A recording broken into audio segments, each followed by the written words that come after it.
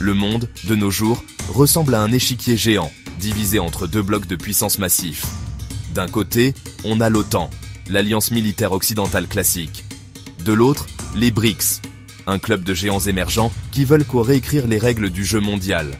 Alors, voici la question à 1 million de dirhams. Où est-ce que le Maroc se situe là-dedans? Pourquoi Rabat se rapproche-t-il de l'OTAN, tout en gardant une distance suspecte avec les BRICS?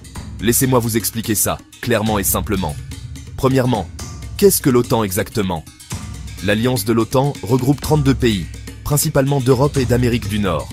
Né en 1949, sa mission principale est simple, la défense collective. Attaquez-en un, et vous faites face à tous. Depuis la guerre en Ukraine, l'OTAN fait la une des journaux plus que jamais, avec les pays membres qui dépensent des centaines de milliards en défense chaque année. Maintenant, qu'en est-il des BRICS? Ce groupe a commencé avec 5 pays, maintenant il en compte 10. Le Brésil, la Russie, l'Inde, la Chine, l'Afrique du Sud, plus les nouveaux venus comme l'Iran, l'Égypte, l'Éthiopie, les Émirats arabes unis et l'Indonésie. Leur grand objectif? Bousculer l'ordre mondial et desserrer l'emprise de l'Occident. Ils veulent leur propre système financier, leur propre influence, peut-être même une nouvelle monnaie pour rivaliser avec le tout-puissant dollar. Où se situe le Maroc dans tout ça? Eh bien, le Maroc n'est pas un membre officiel de l'OTAN, mais depuis 1995, il est un partenaire majeur grâce à quelque chose appelé le dialogue méditerranéen.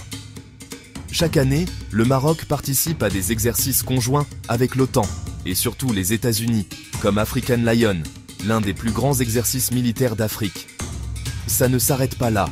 Le Maroc partage des renseignements, travaille sur la lutte contre le terrorisme, sécurise les mers et aide à maintenir la stabilité au Sahel. Rien qu'en 2024, les accords stratégiques du Maroc avec l'OTAN et les États-Unis ont dépassé les 10 milliards de dollars, couvrant le matériel militaire, la logistique et les infrastructures. Mais qu'en est-il des BRICS? En 2023, le Maroc a en fait reçu une invitation à un sommet BRICS-Afrique en Afrique du Sud. Mais Rabat a claqué la porte, refusant de se joindre. Pourquoi? Voici le coup de théâtre. L'Afrique du Sud soutient ouvertement le Front Polisario, un groupe séparatiste qui se bat pour l'indépendance du Sahara occidental, une région que le Maroc revendique comme sienne. Pour le Maroc, c'était une ligne rouge, une gifle diplomatique. Depuis, Rabat garde les BRICS à distance, même si la Chine et la Russie sont désireuses d'intégrer le Maroc. Le message du Maroc est clair et net. Pas question que je rejoigne un club qui ne soutient pas ma souveraineté sur le Sahara. Alors, quelle est la stratégie ici? Le Maroc fait preuve de pragmatisme. Il reste proche de l'OTAN pour la sécurité, le renseignement et le commerce, et se tient à l'écart des BRICS tant que la question du Sahara n'est pas résolue. Dans un monde de plus en plus tendu, Rabat défend ses intérêts, sans se laisser piéger par une rivalité entre grandes puissances. Et maintenant, je veux vous entendre. Pensez-vous que le Maroc devrait un jour rejoindre les BRICS? Laissez vos réflexions dans les commentaires et n'oubliez pas de vous abonner pour plus de géopolitique simple et directe.